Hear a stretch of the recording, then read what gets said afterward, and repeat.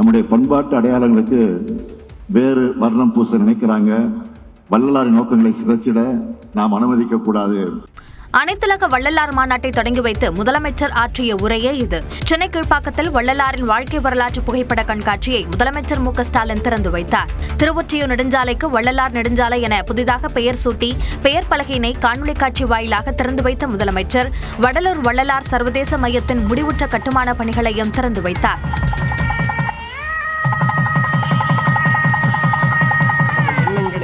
பின்னர் நிகழ்ச்சியில் பேசிய முதலமைச்சர் வள்ளலார் பிறந்தநாளையொட்டி ஆண்டுதோறும் 3 நாட்கள் விழா எடுக்கப்படும் என்றார். தலைநகர் சென்னையில் வள்ளலார் ஆய்வு மையம் அமைக்கப்படும் என்பது, அந்த ஆய்வு மையம் இந்து சமய அறநிலையத்துறை அலுவலகத்துக்கு வளாகத்தில் வைக்கப்படும். இதுவரை 8423 கோடி ரூபாய் மதிப்பிலான கோயில் நிலங்கள் மீட்கப்பட்டுள்ளதாகவும் முதலமைச்சர் கூறினார். திமுக கூட்டணியில் விரிசல் ஏற்பட்டுள்ளதாக அதிமுக பொதுச் செயலாளர் எடப்பாடி பழனிசாமி விமர்சித்துள்ளார். மக்களை காப்போம் தமிழகத்தை மீட்போம் என்ற தேர்தல் பரப்புரை பயணத்தின் ஒரு பகுதியாக ஈரோடு மாவட்டம் அரியம்பாளையத்தில் அதிமுக பொதுச் செயலாளர் எடப்பாடி பழனிசாமி உரையாற்றினார். அப்போது அதிமுக யாருக்கும் அடிமை கட்சி கிடையாது என்று கூறினார். அங்க அறிவாலயத்தில் முதல் மாடியில ரைடு, தரைத்தளத்தில் கூட்டணி பேச்சுவார்த்தை, இதுதான் திமுகவுடைய அடிமை. அண்ணா திமுக அப்படி அல்ல. அண்ணா திமுக பொறுத்த வரைக்கும் தன்மானமுள்ள கட்சி. வரும் தேர்தலில் காங்கிரசும் திமுகவும் ஒன்றாக இருக்குமா என்பதே சந்தேகம் என்று எடப்பாடி பழனிசாமி தெரிவித்தார். புகைய ஆரம்பிச்சிட்டது திமுக காங்கிரஸ் கூட்டணியில. அது நிலைக்குமா நிலைக்காது என்று தெரியல. இப்படித்தான் திமுக கூட்டணி. ஒரு பக்கம் திருமாவளவன் ஆட்சியில பங்கு வேணும்னு கேட்கிறாரு. அதிமுக ஆட்சியில் பிரதமர் மோடிக்கு கருப்பு கொடி காட்டிய திமுக தற்போது வெள்ளை கொடி காட்டுவதாகவும் எடப்பாடி பழனிசாமி விமர்சித்தார். கோவை ஈஷாவில் நடைபெற்ற சிவராத்திரி விழாவில் அதிமுக முன்னாள் அமைச்சர் எஸ்.பி. வேலுமணி தேமுதிக பொதுச் செயலாளர் பிரேமலதா சந்தித்தது அரசியல் களத்தில் கவனம் பெற்றுள்ளது.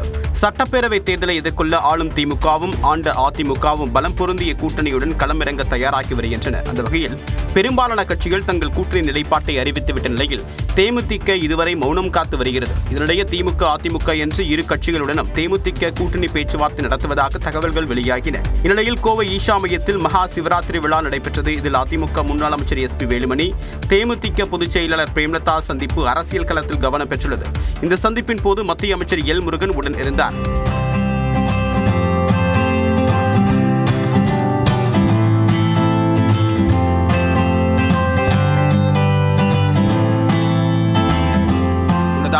வாக்காளர் இறுதிப்பட்டியல் வெளியாகக்கூடிய பிப்ரவரி 17ஆம் தேதிக்கும் முன்பு கூட்டணி நிலைப்பாட்டை அறிவிப்பதாக பிரேமலதா கூறியிருந்தார். வாக்காளர் இறுதிப்பட்டியல் வெளியீடு தள்ளி போயிருந்தாலும் தேமுதிக கூட்டணி அறிவிப்பு இந்த வாரத்தில் வெளியாகுமா என்ற எதிர்பார்ப்பு எழுந்துள்ளது.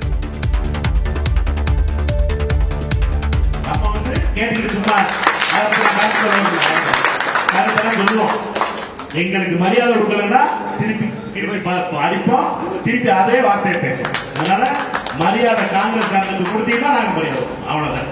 இல்ல எம்பி சில பேர் போட்டுருக்கேன், நீங்க வந்து எம்பி எங்களை வச்சுட்டாங்க. நான் திருப்பி எம்பி அடிக்க போறது, நான் விருதுல எம்பி அடிக்க போறது இருக்கு. இதைய பொறுத்தப்பட்ட என் கட்சி முக்கியம்.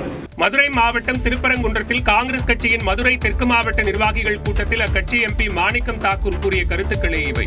கூட்டத்தில் திமுக கூட்டணியில் காங்கிரசுக்கு அதிக தொகுதிகளை ஒதுக்க வேண்டும், ஆட்சியில் பங்கு அளிக்க வேண்டும், உள்ளாட்சி தேர்தலில் 30% இடங்களை காங்கிரசுக்கு ஒதுக்க வேண்டும் என்பன உள்ளிட்ட தீர்மானங்கள் நிறைவேற்றப்பட்டன.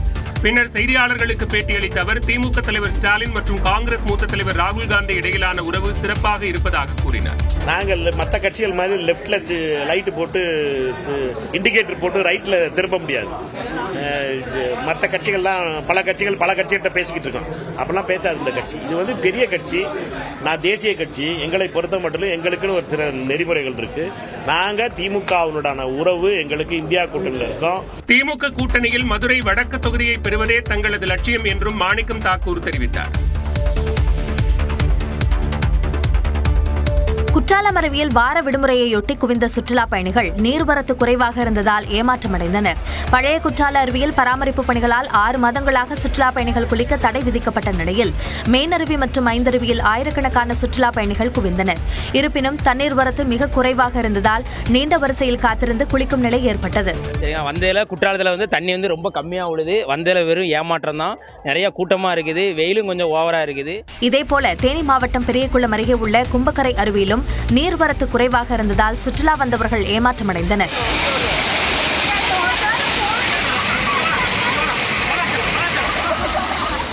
மகாசிவராத்திரியொட்டி திருப்பரப்பு மகாதேவர் கோயிலில் ஏராளமானோர் குவிந்தனர். பக்தர்களின் வருகையால் திருப்பரப்பு அருவியில் நுழைவு கட்டணம் வசூலிக்கப்படவில்லை.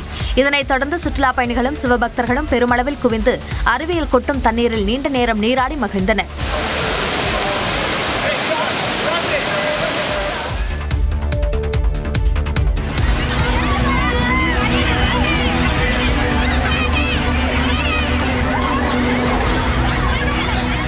செங்கல்பட்டு மாவட்டம் கல்பாக்கம் அடுத்த புதுப்பட்டினத்தில் 2 மீனவ கிராம மக்களிடையே ஏற்பட்ட மோதலில் கற்கடை வீசி தாக்கிக் கொண்டதால் பதற்றம் ஏற்பட்டது. புதுப்பட்டினத்தில் உள்ள அங்காளம்மன் கோவில் சிவராத்திரி திருவிழாவை ஒட்டி பால்குடம் எடுப்பது தொடர்பாக புதுப்பட்டினம் மற்றும் உயாளிக்குப்பம் மீனவ கிராமங்களுக்கு இடையே நீண்ட நாட்களாக தகராறு இருந்து வருகிறது. பொது இடத்தை பயன்படுத்துவது தொடர்பான இந்த விவகாரம் நீதிமன்றம் வரை சென்ற நிலையில் பால்குட ஊர்வலத்தின் போது இரு தரப்பினருக்கும் இடையே வாக்குவாதம் ஏற்பட்டது. இதனையடுத்து காலை முதல் வருவாய்த்துறையினர் மற்றும் காவல்துறையினர் நடத்திய சமாதான பேச்சுவார்த்தைகள் தோல்வியடைந்த நிலையில் இரு தரப்பினரும் திடீரென்று ஒருவரை ஒருவர் கற்களால் தாக்கிக் கொண்டனர்.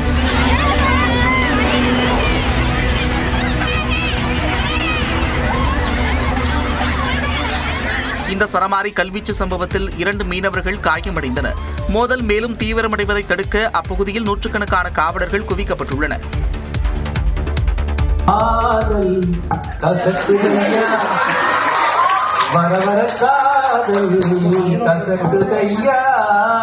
மனந்தான் லவ் லவ் நடிக்கும் லவ்னுதான் துடிக்கும் தோத்து போன துடிக்கும் பைத்தியம் பிடிக்கும் காதல் கசக்குதையா.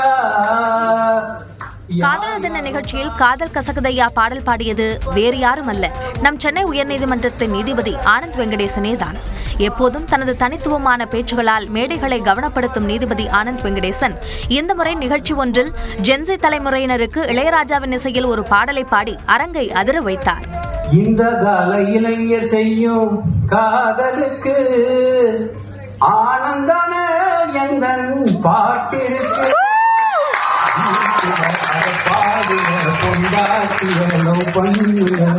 தகப்பன் பேச்சு தாயின் பேச்ச மதிக்கணும், நீயாக பெண் தேடக்கூடாது எனக்கு.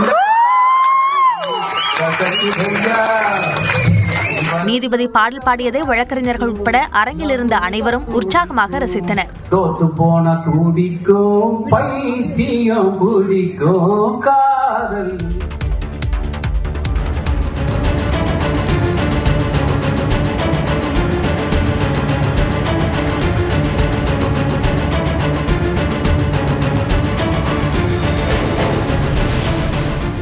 கேரளாவில் முன்பகையில் காவலரை எஸ்எஃப்ஐ அமைப்பினர் தாக்கிய அதிர்ச்சி காட்சிகளே இவை. புத்தாண்டு கொண்டாட்டத்தின் போது சங்குமுகம் கடற்கரையில் நடந்த மோதலில் எஸ்எஃப்ஐ தொண்டர்களை காவலர் மிதுன் ராய் தாக்கியதாக தெரிகிறது.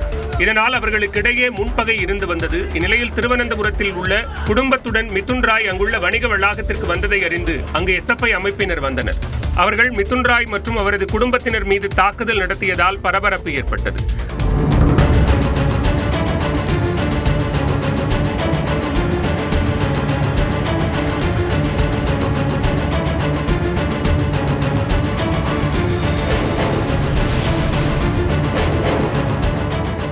இது தொடர்பாக மிதுன் ராய் அளித்த புகாரின்படி வஞ்சியூர் காவல் நிலையத்தில் எஸ்எஃப்ஐ அமைப்பினர் மீது வழக்கு பதிவு செய்யப்பட்டது. மேலும் எஸ்எஃப்ஐ அமைப்பினர் அளித்த புகாரின்படி மிதுன் ராய் மீது பிணையில் வெளியே வர முடியாத வழக்குகளில் காவலர்கள் வழக்கு பதிவு செய்தனர். வங்கதேசத்தின் புதிய பிரதமர் நாளை பதவியேற்கிறார். வங்கதேசத்தின் புதிய பிரதமராக தாரிக் ரஹ்மான் நாளை பதவியேற்க இருக்கும் நிலையில் இந்தியா சார்பாக மக்களவை சபாநாயகர் ஓம் பிர்லா, வெளியுறவுத்துறை செயலாளர் விக்ரம் மிஸ்ரி ஆகியோர் கலந்து கொள்வார்கள் என்று மத்திய அரசு தெரிவித்துள்ளது. அண்டை நாடான வங்கதேசத்தில் கடந்த 2024ஆம் ஆண்டு மாணவர்களின் போராட்டத்தால் ஷேக் ஹசீனாவின் ஆட்சி கவிழ்ந்தது. ஷேக் ஹசீனாவின் ஆட்சி கவிழ்ந்து முகமது யூனிஸ் தலைமையில் இடைக்கால அரசு அமைக்கப்பட்டது. இந்நிலையில் ஜனநாயக முறைப்படி தேர்தல் நடத்தப்படும் என்று அறிவிக்கப்பட்டு மொத்தமுள்ள 300 தொகுதிகளில் 299 தொகுதிகளுக்கு வாக்குப்பதிவு நடைபெற்று முடிவுகள் அறிவிக்கப்பட்டன. இதில் அண்மையில் மறைந்த முன்னாள் பிரதமர் கலிதா ஜியாவின் மகன் தாரிக் ரஹ்மான் தலைமையிலான வங்கதேச தேசியவாத கட்சி 209 தொகுதிகளில் வெற்றி பெற்று தனிப்பெரும்பான்மையுடன் ஆட்சியை கைப்பற்றியது. இதனையடுத்து இடைக்கால அரசை தலைமையேற்று நடத்திய முகமது யூனிஸ் இந்தியா, சீனா, பாகிஸ்தான், துருக்கி, இலங்கை உள்ளிட்ட 13 நாடுகளைச் சேர்ந்த தலைவர்களுக்கு தாரிக் ரஹ்மானின் பதவியேற்பு விழாவில் கலந்து கொள்ள அழைப்பு விடுத்தார். இந்நிலையில் இந்தியா சார்பாக மக்களவை சபாநாயகர் ஓம் பிர்லா, வெளியுறவுத்துறை செயலாளர் விக்ரம் மிஸ்ரி ஆகியோர் தாரிக் ரஹ்மானின் பதவியேற்பு விழாவில் கலந்து கொள்வார்கள் என்று மத்திய அரசு தெரிவித்துள்ளது. இந்தியாவில் தங்கம் விலை சவரனுக்கு 80,000 ரூபாய் என்ற அளவுக்கு குறைவதற்கு வாய்ப்புள்ளதாக பிரபல ஆய்வு நிறுவனமான ப்ளூம்பர்க் கணித்துள்ளது. கடந்த 6 மாதங்களாக தங்கம் விலை உயர காரணமாக இருந்த சூழல் தற்போது மாறியிருப்பதால் அதிரடியாக விலை குறைய வாய்ப்புள்ளதாக பொருளாதார வல்லுநர்கள் தெரிவிக்கின்றனர். குறிப்பாக அமெரிக்காவுடனான மோதல் போக்கால் சர்வதேச வர்த்தகத்தில் மிக குறைந்த அளவிலேயே டாலரை ரஷ்யா பயன்படுத்தி வரும் நிலையில் தற்போது மீண்டும் முழுவீச்சில் அமெரிக்க டாலரை பயன்படுத்த ரஷ்யா தயாராகிவிட்டதாக தகவல்கள் கசிந்துள்ளன. அமெரிக்க டாலரை ரஷ்யா பயன்படுத்தினால் அதன் நிலைத்தன்மை அதிகரிக்கும் என்பதால் பிரிக்ஸ் நாடுகள் அதனை பின்தொடர வாய்ப்புள்ளது. டிரம்பின் வரி விதிப்பால் அதிருப்தியடைந்து டாலருக்கு பதிலாக தங்கத்தை வாங்கி குவித்த சீனா, இந்தியா, பிரேசில், தென்னாப்பிரிக்கா உள்ளிட்ட பிரிக்ஸ் நாடுகளும் தங்கம் வாங்குவதை குறைக்கும் என கூறப்படுகிறது. கடந்த 6 மாதங்களில் உலக தங்க வர்த்தகத்தில் 50% தங்கத்தை பிரிக்ஸ் நாடுகள் வாங்கிய நிலையில் இந்த நாடுகள் தங்கம் வாங்குவதை குறைத்தால் விலை தானாக குறையும் என்று எதிர்பார்க்கப்படுகிறது. இந்த சரிவு ஒரே நேரத்தில் நிகழாது எனவும் படிப்படியாக குறைந்து 2027ஆம் ஆண்டு இறுதியில் 1 சவரன் தங்கம் விலை 80,000 ரூபாய் என்ற அளவில் நிலை பெற வாய்ப்புள்ளதாகவும் ப்ளூம்பர்க் நிறுவனம் தெரிவித்துள்ளது. கோவை சிங்காநல்லூரில் அடகு கடையின் பூட்டை உடைத்து சுமார் 1 கோடி ரூபாய் மதிப்புள்ள நகைகள் திருடப்பட்ட சம்பவம் பரபரப்பை ஏற்படுத்தியுள்ளது. சிங்காநல்லூர் பகுதியைச் சேர்ந்த ரமேஷ்குமார் அப்பகுதியில் கோவை திருச்சி சாலையில் மகாதேவ் என்ற பெயரில் நகை அடகு கடை நடத்தி வருகிறார்.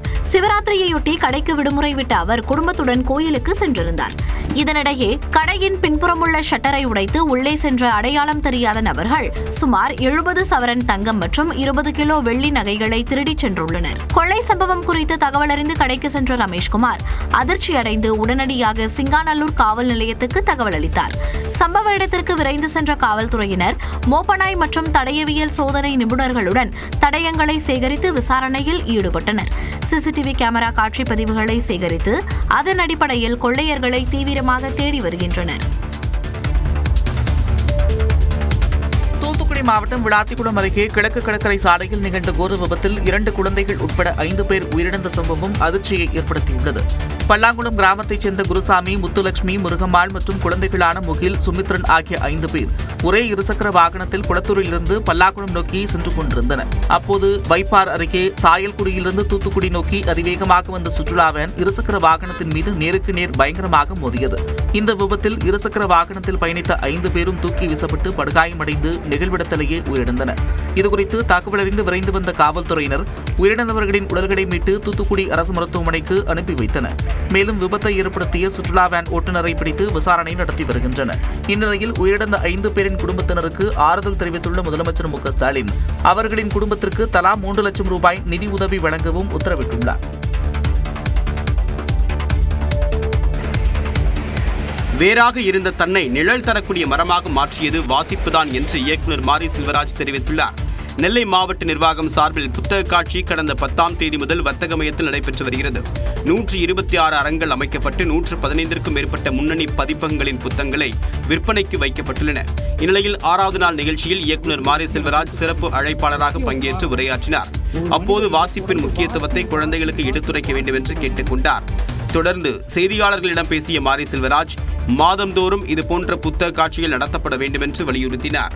நம்மளே நாம புரிஞ்சுக்கணும் அப்படின்னா வாசிப்பு ரொம்ப முக்கியம். நீங்கள் வாசித்தா தான் அவங்கள பார்க்க ஆரம்பிப்பான். நீங்கள் அவனை திருத்துறதோ அவன்கிட்ட உரையாடுறதை தாண்டி நீங்கள் அவன் முன்னாடி என்ன மாதிரி வாழ்க்கையை வாழ்ந்துகிட்டு இருக்கீங்க அப்படிங்கிறது ரொம்ப ரொம்ப முக்கியம்.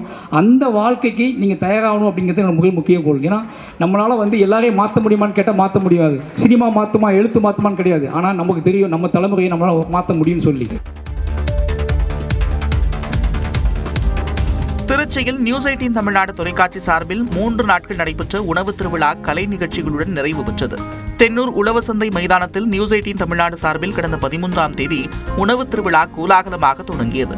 மாலை 4 மணி முதல் இரவு 10 மணி வரை நடைபெற்ற உணவு திருவிழாவில் தமிழ்நாட்டின் பல்வேறு மாவட்டங்களில் இருந்து புகழ்பெற்ற உணவகங்கள் மற்றும் கைவினைப் பொருட்கள் விற்பனையாளர்கள் பங்கேற்றனர்.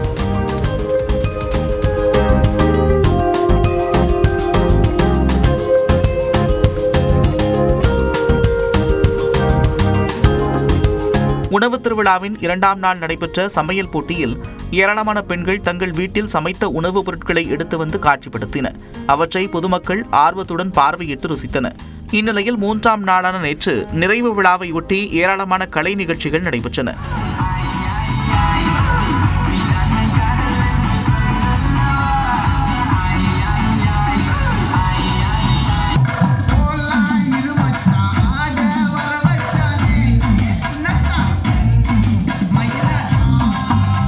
விடுமுறை தினம் என்பதால் ஏராளமான பொதுமக்கள் உழவசந்தை மைதானத்தில் திரண்டு அங்கு வைக்கப்பட்டிருந்த உணவுகளை ருசித்து மகிழ்ந்தனர்.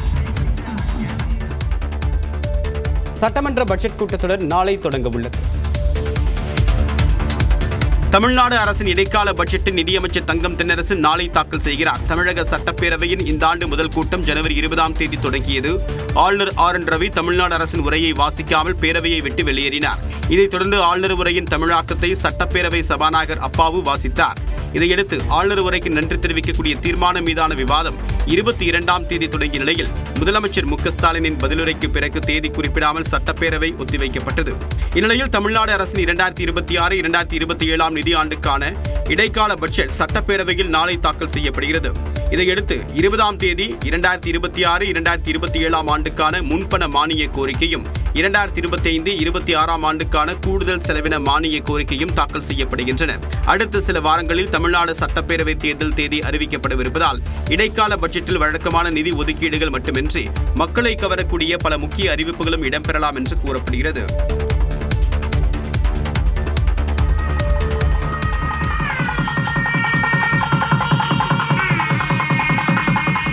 சென்னையில் மத்திய கைலாஷ் பகுதியில் அமைக்கப்பட்டுள்ள புதிய எல் வடிவ மேம்பாலத்தை திறந்து வைத்து முதலமைச்சர் காரில் சென்று பார்வையிட்டார். சென்னையில் அடையாறு மற்றும் கிண்டியை இணைக்கும் சர்தார் பட்டேல் சாலையில் போக்குவரத்து நெரிசலை குறைக்கும் வகையில் 60,68,00,000 ரூபாய் செலவில் எல் வடிவ மேம்பாலம் அமைக்கப்பட்டுள்ளது. சர்தார் பட்டேல் சாலையிலிருந்து ராஜீவ்காந்தி சாலைக்கு பிரிந்து செல்லும் வழியில் உள்ள இந்த பாலம் மொத்தம் 652 மீட்டர் நீளம் கொண்டது. ரொம்ப யூஸ்ஃபுல்லாக இருக்கும் சார். காலையிலலாம் ரொம்ப டிராஃபிக்காக இருக்கும், ஈவினிங்கும் அதே மாதிரி ரொம்ப டிராஃபிக்காக இருக்கும். வாண்டட் தான் ஆக்சுவலாக. ஏன்னா இங்கேருந்து நாங்கள் திருவான்மை போகிறதுக்கு கிட்டத்தட்ட 30 மினிட்ஸ் ஆகும். ஏன்னா அங்கேருந்து அண்ணா யூனிவர்சிட்டிக்கு முன்னாடியிலேருந்து ஸ்டார்ட் ஆகும். சைதாப்பேட்டை கோட்லேருந்து ஸ்டார்ட் ஆகி முன்னாடி பிரிட்ஜு இல்லை ரைட்டு திரும்புறதுக்கு திருவான்மை டைட்டில் பார்க் போகிறது 30 மினிட்ஸ் ஆகும். இப்போ இந்த பிரிட்ஜு வந்தால் எனக்கு தெரிஞ்சு 5 to 7 மினிட்ஸில் போயிடலாம் நினைக்கிறேன்.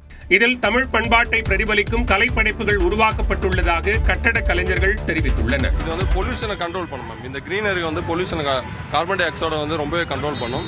தென் இந்த சிட்டி டே பை டே இந்த டிராஃபிக் இந்த சிட்டி இந்த பிஸியான சிட்டியில் கொஞ்சம் மைண்ட் ரிலாக்ஸ் பண்ணுறதுக்கு தென் நம்ம கல்ச்சரை எக்ஸ்போஸ் பண்ணுறதுக்கு இது ஒரு பெட்டர் வே.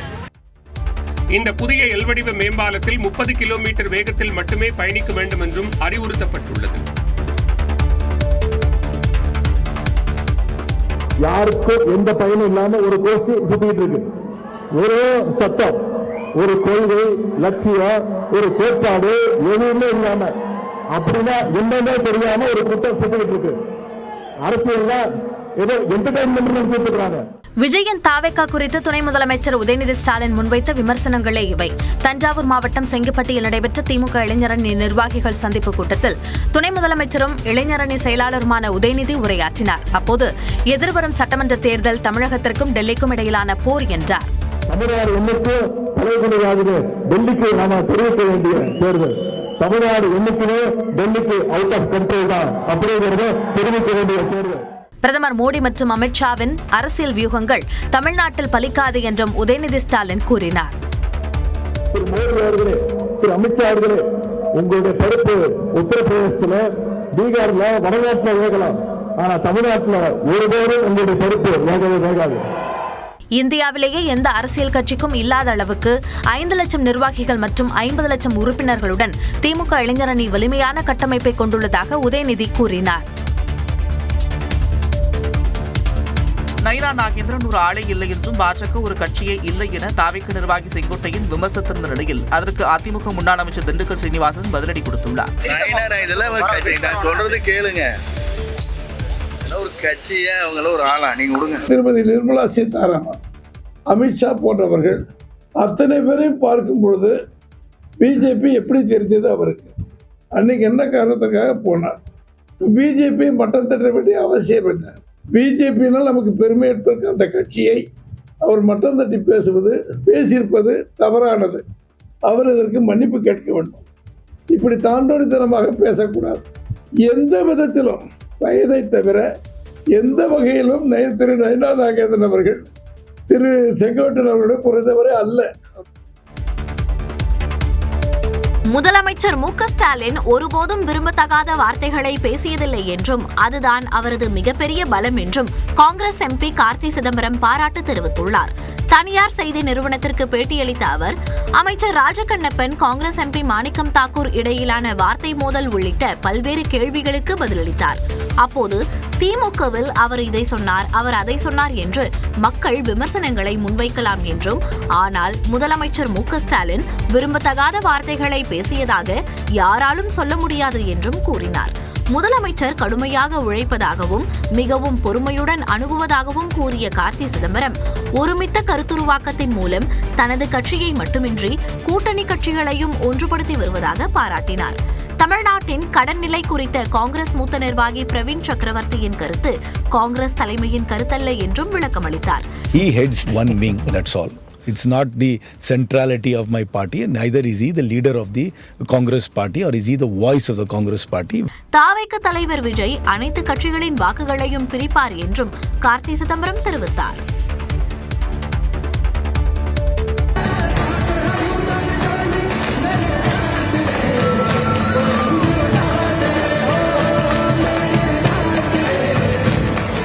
கோவை ஈஷா யோகா மையத்தில் நடைபெற்ற சிவராத்திரி விழாவில் நடிகை தமன்னா பக்தி பரவசத்துடன் நடனமாடினார். ஈஷா யோகா மையத்தில் நடைபெற்ற சிவராத்திரி விழாவில் பல்வேறு மாநிலங்களிலிருந்து இசைக்கலைஞர்கள் பங்கேற்று இன்னிசையை அரங்கேற்றினர். இதனால் அரங்கம் முழுவதும் அதிர்ந்தது.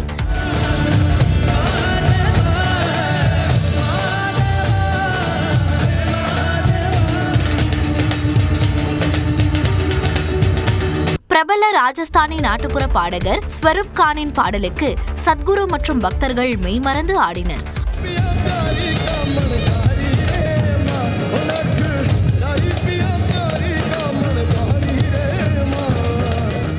ஒரே நேரத்தில் நூற்றுக்கணக்கான கலைஞர்கள் ஆரத்தி எடுத்தும் தீப்பந்தம் சுற்றியும் வழிபாடு நடத்தியது பரவசப்படுத்தியது.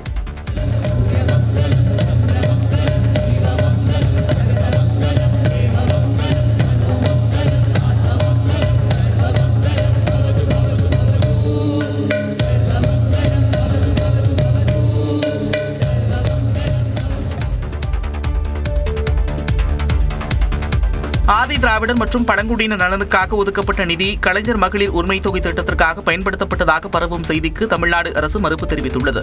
மகளிர் உரிமை தொகை திட்டத்தின் கீழ் பெண்கள் வங்கிக் கணக்கில் 5000 ரூபாய் வரவு வைக்கப்பட்டது. இது ஆதி திராவிடர் மற்றும் பழங்குடியின நலத்துறைக்கான நிதியிலிருந்து மடைமாற்றம் செய்யப்பட்டதாக தகவல் பரவியது. இது அரசியல் ரீதியாக பெரும் விமர்சனத்திற்கு உள்ளாகியிருக்கும் நிலையில் இந்த தகவல் முற்றிலும் தவறானது என்று தமிழ்நாடு அரசு விளக்கமளித்துள்ளது. கலைஞர் மகளிர் உரிமை திட்டம் என்பது தமிழக அரசின் பொதுவான நிதிநிலை அறிக்கையில் முறையாக திட்டமிடப்பட்டு அதற்கென தனியாக நிதி ஒதுக்கீடு செய்யப்பட்டு செயல்படுத்தப்படும் திட்டம் என்று விவரித்துள்ளது. ஒரு குறிப்பிட்ட சமூகத்தின் முன்னேற்றத்திற்காக ஒதுக்கப்படும் நிதிகள் வேறு எந்த திட்டத்திற்கும் மாற்றப்படுவதில்லை என்றும் தமிழ்நாடு அரசு கூறியுள்ளது. ஆதி திராவிடர் மற்றும் பழங்குடியின மாணவர்களுக்கான கல்வி உதவித்தொகை, விடுதி பராமரிப்பு மற்றும் இதர நலத்திட்டங்கள் தங்குத்தடையின்றி செயல்படுத்தப்பட்டு வருவதாகவும் விவரித்துள்ளது. அரசின் நிதி வரவு செலவு கணக்குகள் அனைத்தும் தணிக்கைக்கு உட்பட்டவை என்பதால் ஒரு துறையின் நிதியை மற்றொரு திட்டத்திற்கு தன்னிச்சையாக மாற்றுவது சாத்தியமற்றது செய்வது என்று அரசு தெளிவுபடுத்தியுள்ளது. மேலும் பொதுமக்களுக்கிடையே குழப்பத்தை ஏற்படுத்தும் வகையில் தவறான தகவல்களை பரப்புவோர் மீது சட்டப்படி நடவடிக்கை எடுக்கப்படும் என்றும் எச்சரித்துள்ளது. காங்கிரஸ் கட்சி காங்கிரஸ் கட்சியில பவர் இருக்கா இல்லையான்றது மக்களுடைய ஒரு முடிவு தான்.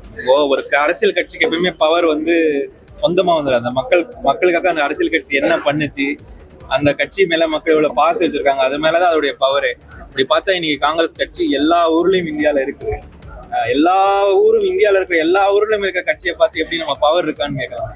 திமுகவை எதிர்கொள்ளும் அளவிற்கு காங்கிரஸ் கட்சி வலிமையாக இருக்கிறதா என்று செய்தியாளர் எழுப்பிய கேள்விக்கு திருவள்ளூர் எம்பி சசிகாந்த் செந்தில் அளித்த பதில்தான் இது. ஆட்சியில் பங்கு என்று காங்கிரஸ் எம்பி மாணிக்கம் தாக்கூர் தொடர்ந்து பேசி வருவது திமுக காங்கிரஸ் கூட்டணி இடையே சலசலப்பை ஏற்படுத்தியுள்ளது. இந்நிலையில் திருவள்ளூர் மாவட்டம் பொன்னேரியில் செய்தியாளர்களிடம் பேசிய எம்பி சசிகாந்த் செந்தில் திமுக காங்கிரஸ் கூட்டணி குறித்து தான் எதுவும் பேச முடியாது என்றார். தொகுதி பேசுவது, கூட்டணி பேசுவது எல்லாமே எங்களுடைய பொறுப்பாளர்கள் தான் பண்ணுவாங்க. அதை பற்றி நாங்க பொது வழியில பேசுறது அது ஐ டோன்ட் திங்க் எங்களை மாதிரி ஆட்களுக்கு அது இது கிடையாது.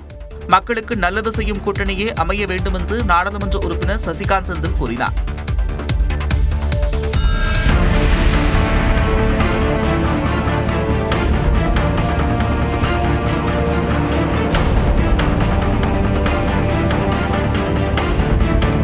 கன்னியாகுமரி மாவட்டம் மேல்புறம் பகுதியில் ஆட்டோ மீது வேகமாக வந்த BMW கார் மோதிய விபத்தின் காட்சிகளே இவை. மேல்புறம் குடித்துறை சாலையில் இந்த விபத்து நடந்தது. சாலையை கடக்க முயன்ற ஆட்டோ மீது அந்த வழியாக தறிகெட்டு சென்ற BMW கார் ஒன்று மோதியது. இதில் ஆட்டோ தூக்கி வீசப்பட்டது.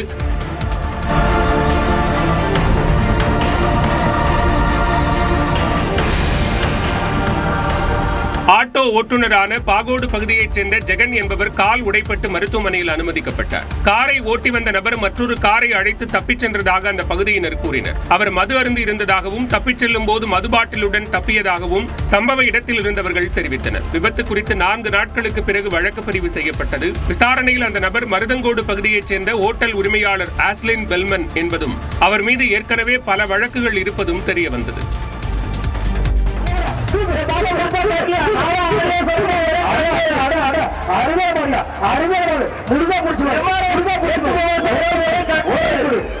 திருச்சி மாவட்டம் மணப்பாறை அருகே வாடிவாசலில் சீரிப்பாய்ந்த காளைகளை வீரர்கள் அடக்கி அசத்தினர்.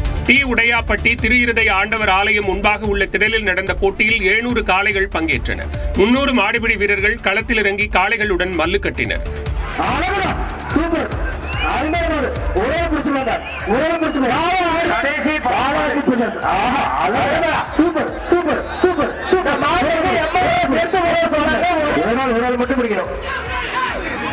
திண்டுக்கல் மாவட்டம் நத்தம் அருகே தவசி மேடையில் புனித அந்தோனியார் ஆலய திருவிழாவையொட்டி ஜல்லிக்கட்டு போட்டி நடைபெற்றது. திருச்சி, திண்டுக்கல் உள்ளிட்ட பகுதிகளில் இருந்து 750 காளைகள் அழைத்து வரப்பட்ட நிலையில் 269 வீரர்கள் களமிறங்கினர்.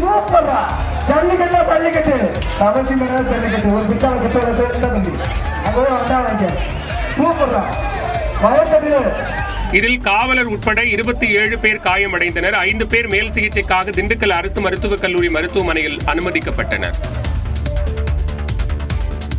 AI தொடர்பான சர்வதேச மாநாடு டெல்லியில் இன்று தொடங்கி 4 நாட்கள் நடைபெறுகிறது. பிரான்ஸ், பிரேசில், இலங்கை, ஐக்கிய அரபு அமீரகம் உள்ளிட்ட 20 நாடுகளைச் சேர்ந்த தலைவர்கள் பங்கேற்கும் பிரம்மாண்ட AI உச்சி மாநாட்டை டெல்லி பாரத் மண்டபத்தில் பிரதமர் நரேந்திர மோடி இன்று தொடங்கி வைக்கிறார். டெல்லி பாரத் மண்டபத்தில் இன்று முதல் வரும் 20ஆம் தேதி வரை 4 நாட்கள் சர்வதேச AI உச்சி மாநாடு நடைபெற உள்ளது. சர்வதேச அளவில் எதிர்பார்ப்பை ஏற்படுத்தியுள்ள இந்த மாநாட்டில் பிரான்ஸ் அதிபர் இமானுவேல் மேக்ரான், பிரேசில் அதிபர், 50 நாடுகளின் அமைச்சர்கள், ஐநா பொதுச் செயலாளர் உள்ளிட்டோர் பங்கேற்கின்றனர். மேலும் கூகுள் நிறுவனத்தின் தலைமை செயல் அதிகாரி சுந்தர் பிச்சை, ஓபன் AI நிறுவனத்தின் தலைமை செயல் அதிகாரி ஷாம் ஆல்மன், ரிலையன்ஸ் இண்டஸ்ட்ரீஸ் தலைவர் மற்றும் நிர்வாக இயக்குநர் முகேஷ் அம்பானி, மைக்ரோசாப்ட் நிறுவன தலைவர் பில்கேட்ஸ் உள்ளிட்ட 35க்கும் மேற்பட்ட நிறுவனங்களின் தலைமை செயல் அதிகாரிகளும் இந்த மாநாட்டில் பங்கேற்கின்றனர். 2 லட்சத்திற்கும் மேற்பட்டோர் இந்த மாநாட்டில் பங்கேற்க பதிவு செய்திருப்பதாக கூறப்படும் நிலையில் மாநாட்டில் பல்வேறு நாடுகள், நிறுவனங்கள் இந்தியாவுடன் ஒப்பந்தங்கள் மேற்கொள்ள திட்டமிட்டுள்ளன.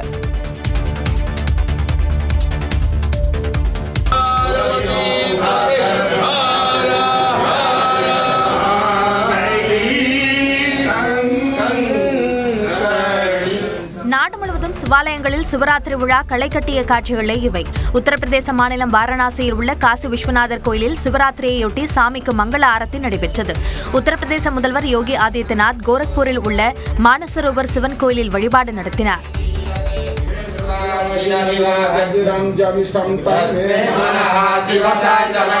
உத்தராகண்ட் மாநிலம் ஹரித்வாரில் உள்ள தக்ஷேஸ்வரா மகாதேவர் கோயிலில் பக்தர்கள் பாலாபிஷேகம் செய்து வழிபாடு நடத்தினர்.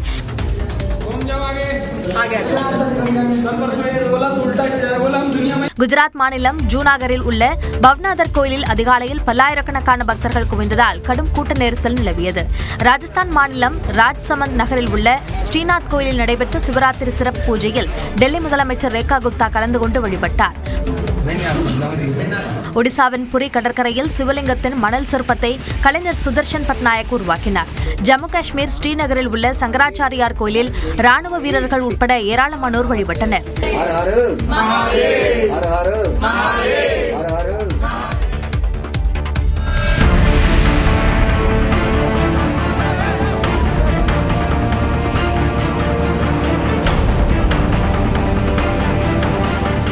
மத்திய பிரதேச தலைநகரான போபாலில் இரும்பு பொருட்கள் தயாரிக்கும் தொழிற்சாலையில் பயங்கர தீ விபத்து ஏற்பட்டது.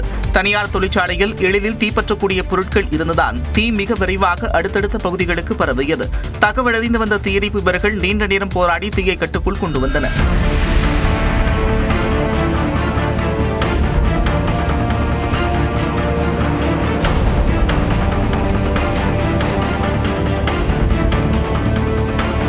தொழிற்சாலையை சுற்றி கரும்புகை சூழ்ந்ததால் அருகிலுள்ள மக்கள் பாதுகாப்பான இடங்களுக்கு மாற்றப்பட்டனர்.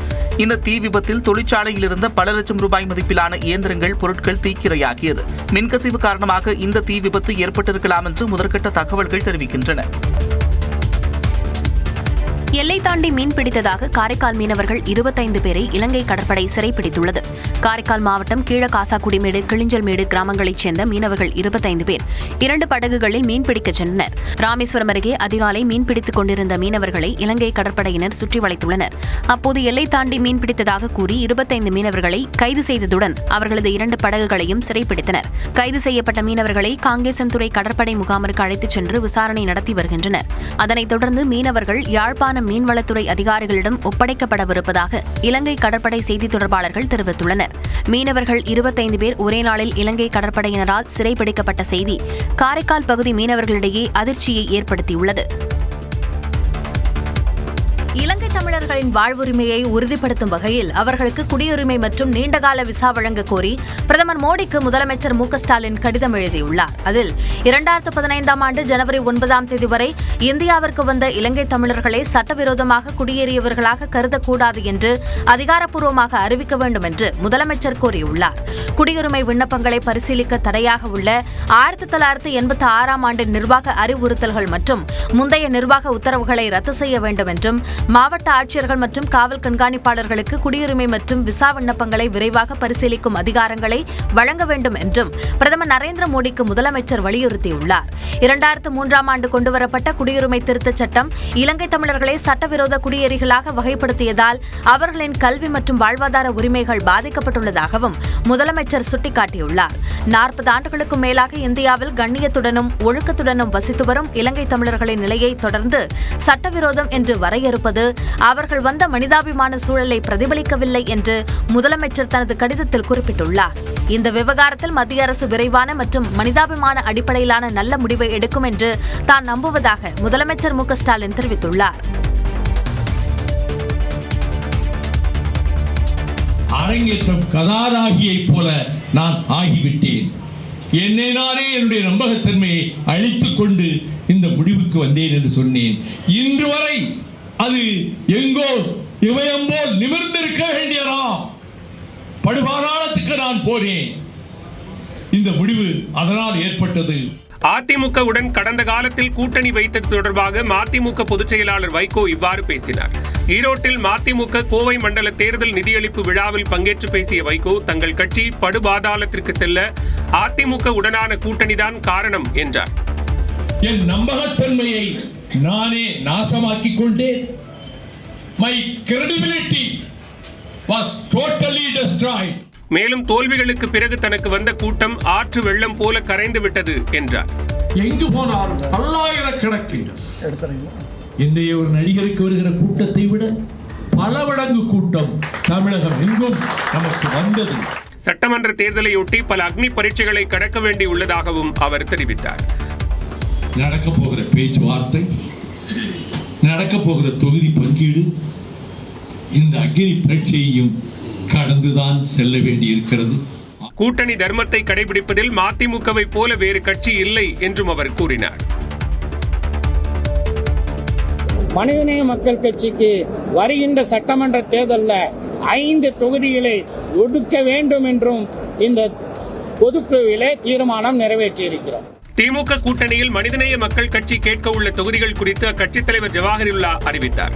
சென்னையில் அக்கட்சியின் சிறப்பு பொதுக்குழு கூட்டம் நடைபெற்றது. இதில் 19 தீர்மானங்கள் நிறைவேற்றப்பட்டன. அப்போது செய்தியாளர்களை சந்தித்த ஜவாஹிருல்லா, திமுக கூட்டணி வெற்றி பெற மனிதநேய மக்கள் கட்சி அயராது பாடுபடும் என்று தீர்மானம் நிறைவேற்றப்பட்டிருப்பதாக கூறினார். சட்டமன்ற தேர்தலில் திராவிட முன்னேற்ற கழகத்தின் தலைமையிலான கூட்டணியில இடம்பெற்று இருக்கக்கூடிய மனிதநேய மக்கள் கட்சியினுடைய தொண்டர்கள் இந்த கூட்டணிக்கு, அதனுடைய வெற்றிக்கு அயராது பாடுபடுவார்கள். மேலும் கடந்த முறை 2 தொகுதிகளில் போட்டியிட்ட நிலையில் இந்த முறை 5 தொகுதிகளை கேட்க உள்ளதாக தெரிவித்தார். கடந்த முறை திராவிட முன்னேற்ற கழகம் எங்களுக்கு 2 தொகுதிகள், பாபநாசம் மற்றும் மணப்பாறை தொகுதிகளை தந்தது. 100 விழுக்காடு வெற்றி பெற்றோம். 2 தொகுதிகளிலும் நாங்கள் வெற்றி பெற்றிருக்கிறோம்.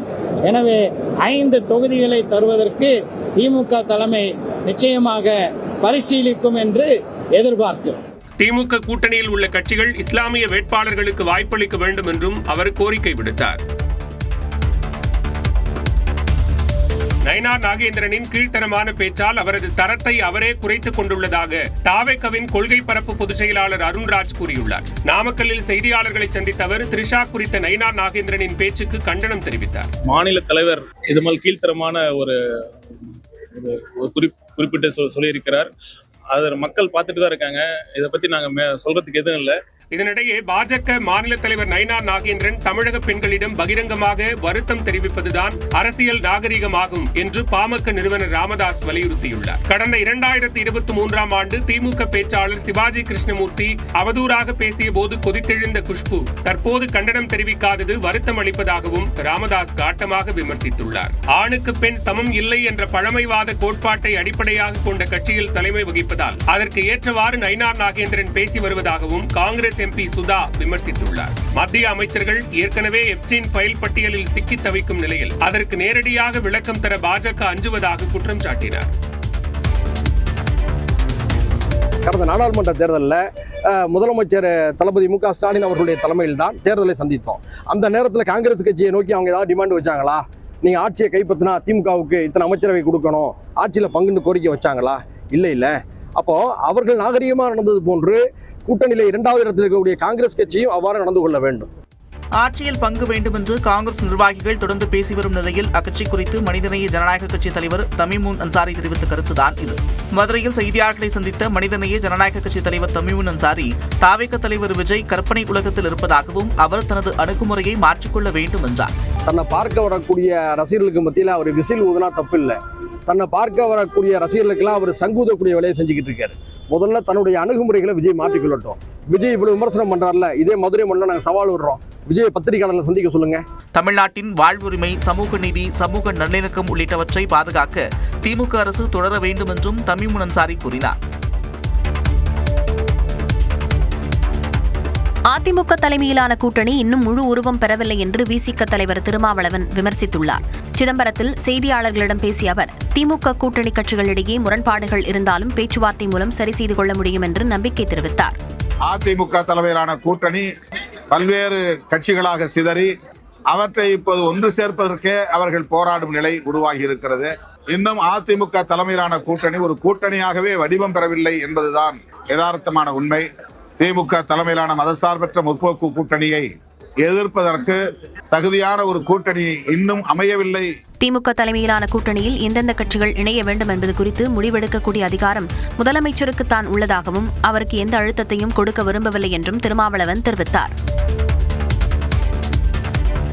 நீலகிரி மாவட்டத்தில் முதல் முறையாக பெண்களின் பாதுகாப்பை கருத்தில் கொண்ட பேனிக் பட்டனுடன் கூடிய புதிய அரசு பேருந்துகள் அறிமுகம் செய்யப்பட்டுள்ளன. நீலகிரி மாவட்டத்திற்கு 38 பேருந்துகளை தமிழக அரசு வழங்கியுள்ள நிலையில் முதற்கட்டமாக 16 புதிய பேருந்துகளை மக்கள் பயன்பாட்டிற்காக தமிழ்நாடு அரசு கொறடா ராமச்சந்திரன் கொடியசைத்து தொடங்கி வைத்தார். நீலகிரி மாவட்டத்தில் முதன்முறையாக இயக்கப்பட உள்ள இந்த 16 BS6 வகை பேருந்துகளில் பெண் பயணிகளின் பாதுகாப்பை உறுதிப்படுத்தும் வகையில் பேனிக் பட்டன் என்ற அவசர அழைப்பு பட்டன்கள் பேருந்துக்குள் 6 இடங்களில் பொருத்தப்பட்டுள்ளன. இந்த புதிய பேருந்தில் பயணிக்கும் பெண்களுக்கு ஏதாவது பாலியல் துன்புறுத்தல்கள் ஏற்பட்டால் உடனடியாக அந்த பட்டனை அழுத்தினால் போதும் அவசர கால அழைப்பாக சென்னையில் உள்ள கட்டுப்பாட்டு அறைக்கு சமிஞ்ஞை செல்லும். பேருந்திலிருந்து GPRS கருவி உதவியுடன் உடனடியாக பேருந்தில் பயணிக்கும் பகுதியின் அருகில் உள்ள காவல் நிலையங்களுக்கு பேருந்தில் நிலவும் பிரச்சனை குறித்து தெரியப்படுத்தப்படும். பேருந்தில் இருந்து வரும் புகார் மீது உடனடியாக காவல்துறையினர் நடவடிக்கை எடுக்க ஏதுவாக இந்த பட்டன் பொருத்தப்பட்டுள்ளது என்றும் இந்த புதிய பேருந்துகள் மலைப்பாங்கான பகுதியில் பயணிக்கும் போது GPS கருவிகள் மூலம் கண்காணிக்கப்படும் என்றும் அரசு தரப்பில் தெரிவிக்கப்பட்டுள்ளது.